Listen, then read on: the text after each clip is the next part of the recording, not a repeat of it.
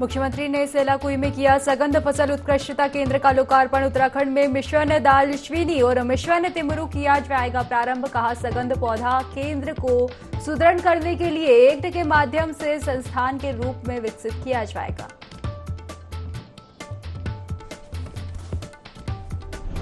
24 फरवरी को बीजेपी करेगी प्रदेश स्तरीय कार्यशाला का आयोजन। बूथ सशक्तिकरण अभियान और राष्ट्रपति के अभिभाषण को जन जन तक पहुंचाने पर की जाएगी चर्चा। प्रदेश प्रभारी रहेंगे मौजूद।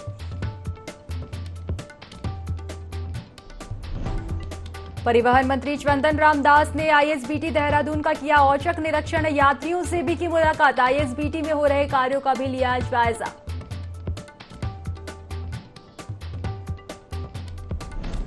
रुड़की पुलिस ने 2 फर्जी इनकम टैक्स ऑफिसर को किया गिरफ्तार। कब्जे से 2.5 लाख नकदी और साथ में इनकम टैक्स के जाली दस्तावेज भी किए बरामद।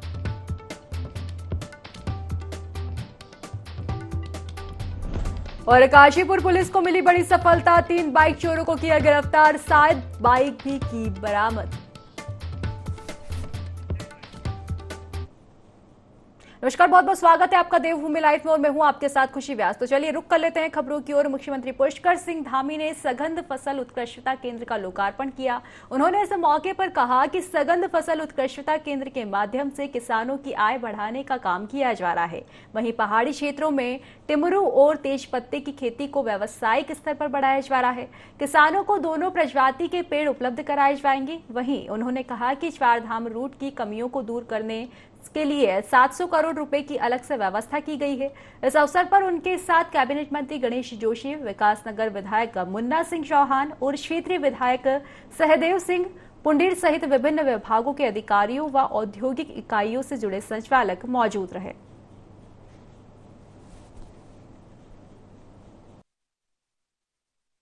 सगंध केंद्र के आज इस लोकार्पण के अवसर पर मैं कह सकता हूं कि आने वाले समय में यह केंद्र हमारे यहाँ की आर्थिकी का एक बहुत बड़ा जरिया हमारे किसानों का बनेगा। ये जहाँ एक प्लांटेड मटेरियल उपलब्ध कराने का काम करेगा, वहीं जो पौधे हमारे किसान भाइयों को मिलेंगे यहाँ से, उसको वापस लेकर उनको एक मार्केट देने का भी काम होगा। तमाम तरीके से यहाँ पर साइंस एंड टेक्नोलॉजी का बेहतर उपयोग करके किसानों के लिए एक अच्छा रास्ता यहाँ से बनाया जा रहा है, जिससे कि वो आने वाले समय में उनकी आर्थिकी, उनकी आय पहले से दुगनी हो। रोड सेफ्टी के लिए 2022-23 और 23-24 में 700 करोड़ रुपए की जो धनराशि हमने उसके लिए उसका प्रावधान किया हुआ है। और ये 4 धाम यात्रा ये होती जरूर हमारे राज्य में है, लेकिन ये पूरे देश और विदेश से लोग इसमें प्रतिभाग करते हैं, श्रद्धालु दर्शन करने आते हैं। उनको किसी प्रकार की भी कोई समस्या ना हो, परेशानी ना हो, इसलिए सभी विभागों में, उसमें पीडब्ल्यूडी भी है, अन्य विभाग भी हैं, सभी विभागों की इस बार हम लोगों ने बहुत पहले उसकी समीक्षा प्रारंभ कर दी। उत्तरकाशी के शहीद पार्क में मेमोरियल रीति लिंक कार्यक्रम में करंट लगने से एक जवान की मौत हो गई। 3 जवान गंभीर रूप से घायल हो गए। करंट की चपेट में 4 जवान आए थे। यहां चारों जवान 11वीं बटालियन जैकलाई के हैं। चिकित्सकों के अनुसार घायल जवानों की हालत खतरे से बाहर बताई जा रही है। जिस जवान की मौत हुई है वहां राइफलमैन करण आजवाद था, जो जम्मू का निवासी था।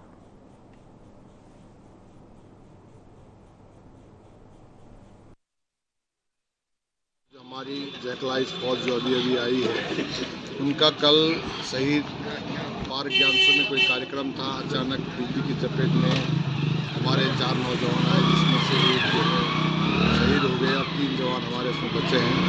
बहुत ही दुखद घटना है और हम इसके लिए लगातार उनके जो हमारे जो घायल हुए सैनिक हैं, उनके साथ लगातार जो है उनको टिकासा बना रहे हैं। और जो हमारे 3 सैनिक हैं वो लगभग थोड़ा सा ठीक स्थिति में है और एक जो है एट दिस कोर्ट मतलब जो है वो बहुत ही स्थिति गंभीर थी, जो घायल हो गया। और लगातार प्रशासन और शासन की तरफ से उनको उसका मसूरी के उपजिला चिकित्सालय में स्टाफ की कमी है, जिसका खामियाजा मरीजों को भुगतना पड़ रहा है। स्टाफ नर्स और चतुर्थ श्रेणी कर्मचारियों की कमी होने की शिकायत करने के बाद भी कोई निराकरण नहीं किया गया है। वहीं निरीक्षण पर आए सीएमओ डॉक्टर संजय जैन ने समस्या दूर करने का आश्वासन दिया, साथ ही जरूरी सुविधाएं उपलब्ध कराने के दिशा निर्देश भी दिए। देहरादून में हुआ है, ज्वाइन किए हुए, तो मेरा ये था कि सभी अस्पतालों के एक बार मेरे द्वारा स्वयं निरीक्षण कर लिया जाए, जिससे कि जो कमियां हैं तो यदि मैं स्वयं देख लूँगा तो वो हमेशा फिर उनका निवारण भी जल्दी हो जाता है। तो यहाँ आके मुझे दिखाई दे रहा है कि यहाँ डॉक्टर्स तो काफ़ी संख्या में हैं, लेकिन डॉक्टर्स के काम करने के लिए जो सपोर्टिव स्टाफ है, चाहे वो नर्सिंग स्टाफ हो या चतुर्थ श्रेणी कर्मचारी हैं, इनकी काफ़ी कमी है।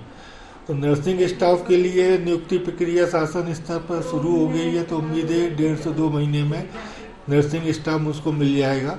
और जहाँ तक सफाई कर्मचारी और 4th क्लास की एम्प्लॉय की बात है, तो मेरे द्वारा इसमें 1-2 दिन में ही उपनल में डिमांड भेजी जा रही है। तो उम्मीद है कि 15 से 20 दिन में ये भी स्टाफ यहाँ पे उपलब्ध हो जाएगा, तो हम मरीजों को और बेहतर सुविधा उपलब्ध करें। उत्तरकाशी में फिर से मौसम ने करवट ली है। ऊंचे इलाकों में लगातार बर्फबारी हो रही है। वहीं गंगोत्री धाम में भी बर्फबारी का सिलसिला जारी है। खूबसूरत बर्फ की चादर से काफी खूबसूरत नजारा देखने को मिल रहा है, जिससे पर्यटकों में भी काफी खुशी नजर आ रही है।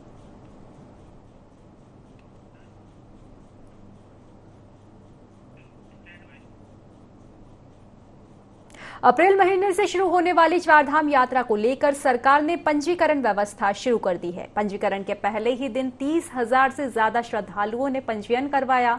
तो वहीं अब होटल एसोसिएशन ने पंजीकरण विरोध करना शुरू कर दिया है। एसोसिएशन का कहना है कि इस व्यवस्था से होटलों की बुकिंग कैंसिल हो रही है और उनके व्यापार को खासा नुकसान पहुंच रहा है। आगे उन्होंने कहा कि यदि सरकार इस पंजीकरण व्यवस्था को समाप्त नहीं करती है तो वह आगामी सड़कों पर आकर इसका विरोध करेंगे।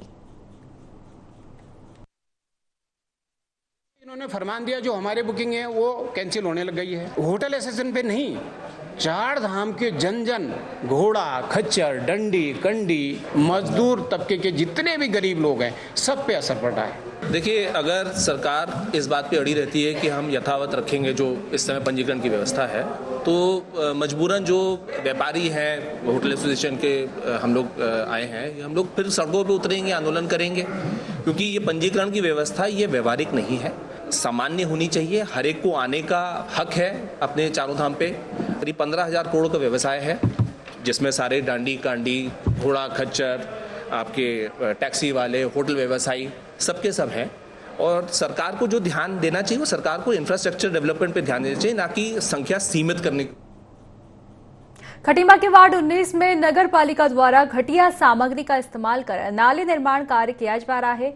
और बता दें कि क्यों ना हो, क्योंकि जिन जिम्मेदारों को निर्माण की जिम्मेदारी सौंपी गई है उन्हें तो इससे कोई मतलब ही नहीं है। मजदूर का कहना है कि यहाँ पर कार्य ठेकेदार कर रहे हैं, वो भी शाम को ही आते हैं।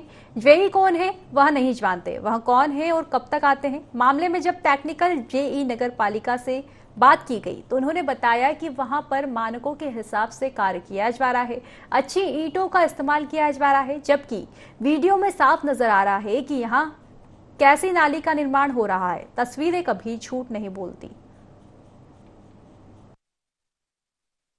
जो हमारी नाली बन रही है बोर्ड में, वो मानकों के अनुसार और एस्टीमेट के अकॉर्डिंग बन रही है। और ऐसा नहीं है कि बेस नहीं डला है, प्रॉपर बेस डल के प्रॉपर अच्छी ईंटों की, क्वालिटी वाली ईंटों की हमारी नाली बनाई जा रही है। और जहाँ पर ईंट की चिनाई नहीं हो पा रही वहाँ पर सीसी भी भरे जा रही है, क्योंकि उस नाले की दुर्दशा बहुत बुरी थी और काफ़ी पानी चलता है। अभी काम करते हुए भी लोग पानी नहीं रोक पा रहे और पानी की मात्रा बहुत ज़्यादा है। प्रॉपर्ली बेस डाल के ही चिनाई की जा रही है, क्योंकि मिट्टी या गारे में चिनाई नहीं हो सकती। कोटद्वार सीओ गणेशलाल कोहली ने कम्युनिटी ग्रुप की बैठक ली, जिसमें शहर के क्राइम और यातायात से संबंधित सुधार के लिए सुझाव मांगे गए। साथ ही कोटद्वार को बेहतर बनाने के लिए पुलिस के साथ समन्वय बैठाने पर भी चर्चा की गई। आपको बता दें कि कम्युनिटी ग्रुप पुलिस और सभी संप्रदाय के लोगों का एक ग्रुप है, जिसका उद्देश्य शहर की कमियों को दूर करना है। ये अपने थाना कोटद्वार क्षेत्र के अंतर्गत जो हमारे CSG के मेंबर होते हैं, उनकी बेहतरीन पुलिस व्यवस्था बनाने के लिए तथा अपराध की रोकथाम रोकने के लिए तथा आपसी तालमेल के हिसाब से, जिससे हमारी सुदृढ़ पुलिस की क्राइम कंट्रोल, शांति व्यवस्था ड्यूटियाँ एवं धार्मिक से संबंधित जो भी भावनाएं वगैरह जो फैलाई जाती है, अफवाहें जो होती हैं, इन चीज़ों के संबंध में विस्तृत हमारी ये सामुदायिक पुलिस के जो मेंबर्स हैं उनके साथ हमारी एक मीटिंग। तो चलिए खबरों में आगे बढ़ेंगे। उत्तराखंड के बहुचर्चित अंकिता हत्याकांड को लेकर उत्तराखंड महिला संगठन ने अंकिता हत्या की रिपोर्ट तैयार कर ली है, जिसमें उन्होंने शासन प्रशासन पर जांच में हीला हवाली करने का आरोप लगाया है। वहीं महिला संगठन की अध्यक्ष उमा भट्ट का कहना है कि अंकिता हत्याकांड की सीबीआई जांच होनी चाहिए। उन्होंने सरकार से अपील करते हुए कहा कि अंकिता हत्याकांड का पूरा मामला हाईकोर्ट में चलना चाहिए और न्यायिक जांच भी होनी चाहिए। अगर जल्द सीबीआई जांच नहीं होती है तो उग्र आंदोलन भी किया जाएगा। न्याय मिलना चाहिए। हमारा कहना यह है कि इस प्रदेश में सामाजिक सुरक्षा की जिम्मेदारी किसकी है? क्या सरकार की है? क्या उसको सरकार पूरा कर रही है? अगर नहीं कर रही है तो उनको कुर्सी पर बने रहने का कोई अधिकार नहीं है, क्योंकि सामाजिक सुरक्षा की जो जिम्मेदारी है वो किसी भी सरकार की होती है। वो जो अंकिता थी उसके 89% मार्क्स से उसके, और वो 10,000 की नौकरी कर रही है जहाँ उसका उत्पीड़न हो रहा है। तो इस तरह से कई लड़कियाँ हैं जो अच्छा परसेंटेज लेकर के और 8-10 हज़ार पर काम कर रही हैं। तो ये जिम्मेदारी किसकी है? उनका आर्थिक जो शोषण हो रहा है, कई घंटे काम कर रही हो, 8-8 9 चाहे आप सारे नेताओं को पता है कि सिटकुल में पिटकुल में लड़कियां जो है कितने घंटे काम कर रही है और क्या उनको वहाँ तनख्वाह मिल रही है। हरिद्वार सिडकुल थाने में महिला से अभद्र भाषा का प्रयोग करने पर पुलिस कर्मियों के खिलाफ मुकदमा दर्ज किया गया है। जानकारी के अनुसार पुलिसकर्मी पहले महिला को थाने लेकर गए, जहां महिला से जाति सूचक शब्द कहे और महिला की बेरहमी से पिटाई भी की गई, जिसके बाद कोर्ट के आदेश पर सिडकुल थाना पुलिस ने ही आरोपी पुलिसकर्मियों के खिलाफ मुकदमा दर्ज कर लिया है, जिसमें तत्कालीन प्रभारी और कोर्ट चौकी प्रभारी समेत 10 लोगों के नाम शामिल है। न्यायालय द्वारा एक आदेश 156(3) के तहत दिया गया, जिसमें एक अभियोग दर्ज करने हेतु निर्देशित किया गया। उसी के क्रम में थाने पर मुकदमा पंजीकृत कर लिया गया। क्योंकि घटनाक्रम 2020 का होना पाया गया, तो उसकी अभी जांच की जाएगी क्या घटनाक्रम रहा और क्या किस टाइप के एलिगेशन वादियों द्वारा उसमें लगाए जा रहे हैं। तत्कालीन जो थाना अध्यक्ष और जो कर्मचारी थे उनके खिलाफ उसमें कुछ आरोप उनके द्वारा लगाए गए, उसकी पुष्टि की जाएगी। बाकी अभी विवेचना चूंकि प्रचलित है, बाकी ये जाँच का विषय है कि क्या घटनाक्रम उस टाइम। उत्तराखंड में अप्रैल महीने से चारधाम यात्रा शुरुआत होने वाली है, तो वहीं चारधाम यात्रा को लेकर सरकार तैयारियों में जुट चुकी है, जिसको लेकर प्रशासन अभी से सक्रिय हो गई है। ADG law and order V Murugesan ने कहा कि चारधाम यात्रा को लेकर पुलिस ने तैयारियां पुख्ता कर ली है, ताकि तीर्थयात्रियों को किसी प्रकार से परेशानियों का सामना न करना पड़े।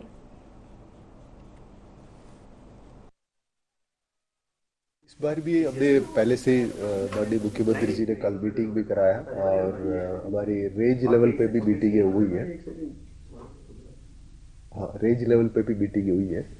तो हमारी तैयारी अब शुरू हो गया है, क्योंकि 24 अप्रैल के बाद से यात्रा शुरू होगा। करीब 6 कंपनी पीएफसी और भी civil police, traffic police, SDRF और जल पुलिस भी हम नियुक्त होंगे, और उनको इस बार हम कोशिश करेंगे कि अच्छे से उसके ट्रेनिंग हो, और पीआरडी के जवान को भी अभी ट्रेनिंग देके इस पे नियुक्त कराएंगे। बटालियन के लिए 6 कंपनी पीएससी 6+ कंपनी है और एसडीआरएफ की भी यूनिट्स रहेगा। इस बार जितना संभव है ज़्यादा से ज़्यादा फोर्स हमारे चारधाम यात्रा रूट पे नियुक्त करने की कोशिश करेंगे। रुड़की पुलिस ने बड़ी कार्यवाही को अंजाम दिया है। बता दें, फिल्म स्पेशल 26 की तर्ज पर फर्जी इनकम टैक्स रेड मामले में पुलिस ने टीम के सरगना समेत 2 फर्जी ऑफिसर को गिरफ्तार किया है, जिनके कब्जे से 2,50,000 रुपए की नकदी, एक मोबाइल फोन और इनकम टैक्स के जाली दस्तावेज भी बरामद किए गए हैं। मामले में एसएसपी अजय सिंह ने बताया कि 8 फरवरी को शिकायत मिली थी कि फर्जी इनकम टैक्स रेड टीम ने व्यापारी और परिवार के लोगों से कार्यवाही का भय दिखाकर 20 लाख रुपए की ठगी की है, जिसके बाद पुलिस ने कार्यवाही करते हुए सीसीटीवी के आधार पर आरोपियों को गिरफ्तार किया, जिनके कब्जे से नकदी भी बरामद की गई है। एक मुकदमा दर्ज कराया गया था। लोकल व्यापारी हैं जैन साहब, उनके द्वारा बताया गया कि उनके यहाँ 7 लोग करीब आए थे, 6-7 लोग, और जो इनकम टैक्स अधिकारी बनकर उनके 20 लाख रुपए कैश जो है लेके गए हैं। तो चूंकि एक संवेदनशील प्रकरण था, एक व्यापारी हमारे उनके साथ हुआ, और ऐसा कोई गैंग जो सक्रिय था वो अन्य व्यापारियों के साथ भी ऐसा ना करे। और इसके बाद इन्होंने अपने प्रयासों से जो भी जानकारी मिली, इस पर 2 लोग को अभी इसमें गिरफ्तार किया है। इनके अन्य साथियों के बारे में भी जानकारी मिल गई है। साथ ही साथ जो फर्जी मोहरे और जो कार्ड बनाए गए थे इनके द्वारा वहाँ दिखाने के लिए इनकम टैक्स अधिकारी के रूप में, वो सभी कुछ बरामद हो गए। अभी पूछताछ की जा रही है कि कहीं और जगह ऐसे गैंग की सक्रियता न रही हो और किसी व्यापारी को ना ठगा गया हो। इस संबंध में भी भाजपा प्रदेश प्रवक्ता सुरेश जोशी ने प्रेस वार्ता की। जोशी ने कहा कि मुख्यमंत्री पुष्कर सिंह धामी की सरकार पहले दिन से विधानसभा चुनाव 2022 की दृष्टि पत्र को धरातल पर उतारने की कोशिश कर रही है। धामी पहले मुख्यमंत्री हैं जो 1 वर्ष के भीतर हर जिले तहसील तक पहुंचने में कामयाब हुए हैं। जोशी ने आगे कहा कि विपक्ष सीबीआई ईडी को भाजपा के इशारों पर काम कराने वाली एजेंसी बता रही है। विपक्ष सीबीआई जांच के नाम पर भर्ती परीक्षाएं नहीं होने देना चाहती ताकि युवाओं को रोजगार नहीं मिल सके। भाजपा ने मेडिकल और असिस्टेंट प्रोफेसर की हजारों नियुक्तियां की है। 2024 में सरकारी विभागों के 30,000 खाली पदों पर भर्तियां की जाएगी। पहला है उस कानून को हमने ला करके एक ट्रांसपेरेंसी दिखाने का जो है कि काम किया, संकल्प लिया, वो क्या दिख नहीं रहा क्या? कुल मिला करके जो लोग सिर्फ राजनीति करना चाहते हैं वो लोग आज कह रहे हैं कि साहब भारतीय जनता पार्टी या मुख्यमंत्री जी सही काम नहीं कर रहे, और वो युवाओं के कंधे में बंदूक रख करके काम करना चाहते हैं। हमारी सबसे पहले भारतीय जनता पार्टी की इस प्रदेश के युवाओं से अपील है कि आपने जिस विश्वास के साथ भारतीय जनता पार्टी की सरकार बनाई है, हम उस पर संकल्पित हैं, प्रतिबद्धित हैं, और जो हमने इसका सरकारी नौकरियों का जो बैकलॉग है उस बैकलॉग को पूरा करने के लिए धामी सरकार संकल्पित है, और वो तब तक पीछे नहीं मुड़ेगी जब तक हम सरकार के एक-एक पद पर अपने युवा भाई और बहन को नहीं। भारतीय जनता पार्टी ने राष्ट्रपति के अभिभाषण को जनता तक पहुंचवाने का निर्णय लिया है। देहरादून में बूथ सशक्तिकरण और पार्टी को शक्ति देने के लिए पार्टी ने यह निर्णय लिया। इसके अंतर्गत 24 फरवरी को प्रदेश प्रभारी दुष्यंत कुमार और भाजपा की वरिष्ठ नेत्री सरोज पांडे इस विषय पर प्रदेश स्तरीय कार्यशाला आयोजित करेगी। इस 1 दिवसीय कार्यशाला में बूथ सशक्तिकरण विषय पर भी चर्चा की जाएगी। हमारे 2 और बड़े कार्यक्रम लोग करने वाले हैं। एक तो बूथ सशक्तिकरण का कार्यक्रम अखिल भारतीय स्तर पर चल रहा है। हमारे राज्य में भी उसकी प्रदेश स्तर की टीम हमने बना दी है, और राष्ट्रपति जी का अभिभाषण को हम शक्ति केंद्र तक ले जाएंगे, क्योंकि राष्ट्रपति का अभिभाषण बहुत सारे अभिभाषण रहा, मोदी जी के कार्यकाल की सारी उपलब्धियाँ उसके अंदर हैं, और हमने तय किया कि प्रत्येक शक्ति केंद्र पर हम लोग 200 से 500 तक के लोगों का एक कार्यक्रम करेंगे। उसमें हम अभिभाषण का पाठन करेंगे। ये कार्यक्रम हमारे सभी शक्ति। भारतीय किसान यूनियन के कार्यकर्ताओं ने एसडीएम को ज्ञापन सौंपा है। किसान यूनियन की मांग है कि गन्ने का समर्थन मूल्य 350 से बढ़ाकर 500 कर दिया जाए। किसान कहीं से भी अपने यंत्र खरीदे तो विभाग उन्हें छूट दे। किसान यूनियन के जिला अध्यक्ष विजय शास्त्री ने अधिकारियों पर गंभीर आरोप लगाए हैं।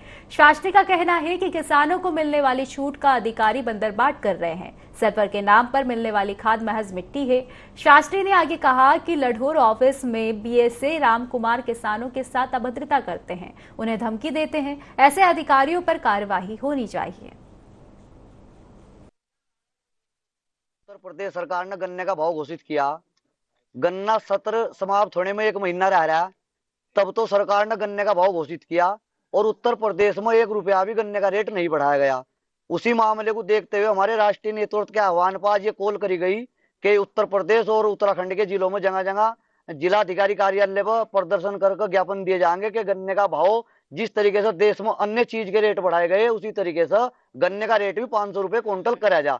अगली कॉल जो भी हाईकमान की होगी गन्ने के मामले में, उसी मामले को देखते हुए अगला कदम जो भी होगा वो फिर अगला होगा। आज केवल 1 दिवसीय गन्ने का भाव घोषित करा जाए और 500 रुपए क्विंटल कराया जाए, उसे लेकर 1 दिवसीय धरना प्रदर्शन ये यहाँ किया गया। माननीय मुख्यमंत्री जी के नाम से ज्ञापन दिया गया है। उसमें एक तो मुख्य रूप से कि जो गन्ना मूल्य अभी तक घोषित नहीं हुआ है उसको इमीडिएटली घोषित किया जाए, और कुछ एग्रीकल्चर से रिलेटेड इंस्ट्रूमेंट की डिमांड्स को लेते हैं, लाइट वगैरह को जो बिल लाइट के जो चार्जेस ज़्यादा उसको कम किया जाए, और अन्य जो इशू है वो सरकार से संबंधित है उसको इमीडिएटली माननीय मुख्यमंत्री जी को प्रेषित किया जा रहा है। चंपावत जिले में ग्लोबल वार्मिंग का असर दिखने लगा है। इस ग्लोबल वार्मिंग के लिए मनुष्य खुद जिम्मेदार है। पर्यावरणविदों ने गहरी चिंता जताई है। विकास के नाम पर प्रकृति के साथ खिलवाड़ किया जा रहा है। डैम बनाकर नदियों का बहना रोक दिया गया है। धरती का दोहन किया जा रहा है। देशों के बीच चलते युद्ध और वाहन कल कारखाने इसके लिए जिम्मेदार है। स्थिति यहाँ बन गई है कि हिमालय में तेजी से पिघल रहा है।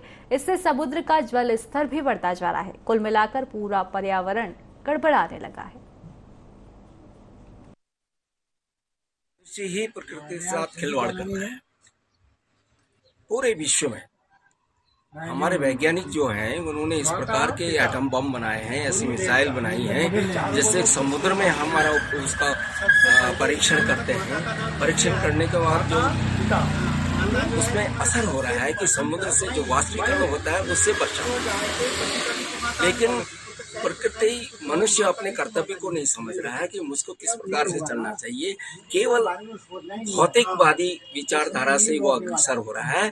इस प्रकार से जो है कि प्रकृति का असर हो रहा है और उसमें जलवायु पर भी हो रहा है और उसके उत्पाद पर भी हो रहा है, सभी प्रकार का। उत्तराखंड में 22 अप्रैल से चारधाम यात्रा का आगाज होने जा रहा है। इस बार सरकार ने यात्रा के लिए पंजीकरण कराना अनिवार्य कर दिया है, यानी कि श्रद्धालुओं को पर्यटन विभाग की वेबसाइट पर पंजीकरण करना अनिवार्य रहेगा। पहले चरण में केदारनाथ और बद्री धाम के लिए पंजीकरण शुरू हो गया है। वहीं गंगोत्री और यमुनोत्री धामों के कपाट खुलने की अधिकृत सूचना मिलने के बाद वहां के लिए पंजीकरण शुरू कर दिया जाएगा। बद्रीनाथ धाम के लिए एक दिन में करीब 18,000 श्रद्धालु और केदारनाथ के लिए 15,000 श्रद्धालु प्रतिदिन दर्शन करने का ऑनलाइन पंजीकरण का आंकड़ा फिक्स किया गया है, ताकि तीर्थयात्री सुगमता से दर्शन कर सके।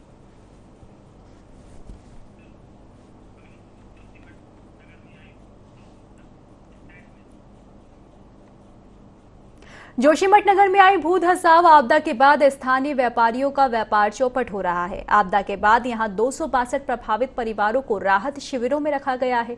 वहीं कुछ प्रभावित परिवार जोशीमठ छोड़कर भी चले गए हैं। आपदा का प्रभाव बाजारों में स्पष्ट तौर पर दिखाई पड़ रहा है। बाजार से लोकल ग्राहक नदारद है। बाजारों में होली के त्योहार की रौनक नजर नहीं आ रही है। अधिकतर दुकानों में इक्का दुक्का ग्राहक ही नजर आ रहे हैं। लिहाजा व्यापारियों ने सरकार से आपदा में राहत देने की मांग की है। आज की डेट में बिल्कुल जीरो है। हमारी जो एक्सपेक्टेशन थी वो यह है कि आने वाला त्यौहार जो है होली का है और बड़ा माहौल बड़ा गर्मगराई रहता था कि ये सोच के कि हाँ आने वाला होली का त्यौहार है, माहौल बहुत गर्म रहता था। आज ऐसी सिचुएशन आ गई है कि लोग अपने घर को छोड़ के जा चुके हैं, शिविर में रह रहे हैं, जिनके पास सोर्स ऑफ इनकम कुछ भी नहीं है। आज ऐसे हालात हो गए हैं कि मार्केट बिल्कुल ज़ीरो हो चुका है। अब उम्मीद कर सकते हैं कि जैसे हालात ठीक होंगे, क्या मार्केट वापस अपनी जगह पे उठ पाएगा कि नहीं उठ पाएगा, तो इसको लेकर बहुत परेशान हो रहे हैं। जोशीमठ में सन्नाटा पसर गया है। इस समय व्यापार कम से कम 70% डाउन हो चुका है। बाहर सारा व्यापार पूरा खाली पड़ा हुआ है। इस समय तो ऐसा लग रहा है कि इनका जो किराया दर है वो भी कहाँ से दें। व्यापार हमारा ठप पड़ा, सभी व्यापारी बेचारे परेशान हैं। यहाँ पे क्या करें क्या न करें। मकान किराए, दुकान किराए पे है, मकान किराए पे था, दुकान का किराया 10,000 रुपये है, बैंक की किस्त देनी है, बैंक से लोन लेके कर्जे से दुकान कर रखी है। दुकानदारी हमारी 300-400-500 रुपये की हो रही है। हम कहाँ से दें कहाँ से ना दें। मकान खाली कर दिया था। 50,000 रुपये हमको धनराशि मिल रही थी। हम बाहर के लोग रहने वाले हैं। 50,000 रुपये हमको मकान मालिक हमारा साइन करके नहीं दे रहा। 2-3 दफ़ा हमने फ़ोन कर दिया, 4 किराए द्वारा को साइन कर दिया मकान मालिक ने, 4 का नहीं करा। कह रहे हैं तो वो साफ मना कर रहा है कि मैं साइन नहीं करूँगा। मकान मालिक हमको साइन करके नहीं दो क्योंकि हम बाहर के लोग हैं। हमको साफ बोल दिया कि आप बाहर के लोग हैं, अपने घर जाओ, और हमको सरकार 50,000 रुपये दे रही है, तो उसने सीधा मना कर दी कि तुमको नहीं मिलेंगे 50। व्यापारी हूँ यहाँ पे और पूर्व व्यापार संघ अध्यक्ष भी रह चुका हूँ मैं यहाँ। पिछले साल तक यहाँ पे जो है जो चहल पहल रहती थी टूरिस्टों की, मतलब जोशीमठ में कहीं पाँव रखने की जगह नहीं होती थी। इतना जो है हमारे जोशीमठ में इतना टूरिस्ट आता था, लेकिन जब से ये आपदा आई है तब से जोशीमठ टूरिस्ट विहीन हो गया है। यहाँ पे व्यापारियों को जो है खाने के लाले पड़ रहे हैं। अब जोशीमठ के व्यापारी बहुत ज़्यादा परेशान है। यहाँ पे कोई कस्टमर नहीं आ रहा है। 15 दिन से बिना बोने किए हुए मैं ही बैठा हूँ यहाँ पर, और हम लोगों को यहाँ पे बहुत ज़्यादा दिक्कतें झेलनी पड़ रही है। अब ये ऐसा हो रहा है कि यार कल को हमारे बच्चे स्कूल पढ़ रहे, बच्चों को क्या खिलाएंगे, कहाँ से आएगा, क्योंकि हम लोग तो इसी व्यापार पर ही पूरे डिपेंड है कि हमारा व्यापार चलेगा, फिर अपने बच्चों को खिलाएँगे, अपने बच्चों को पढ़ाएँगे, अच्छा खाएँगे, अच्छा रहेंगे। लेकिन यहाँ पर जो भूदशाओं के बाद जो पलायन हुआ है उसके बाद हम लोगों की स्थिति बिल्कुल जीरो। तो फिलहाल की खास खबरों में बस इतना ही। आप बने रहिए IND24 के साथ। नमस्कार।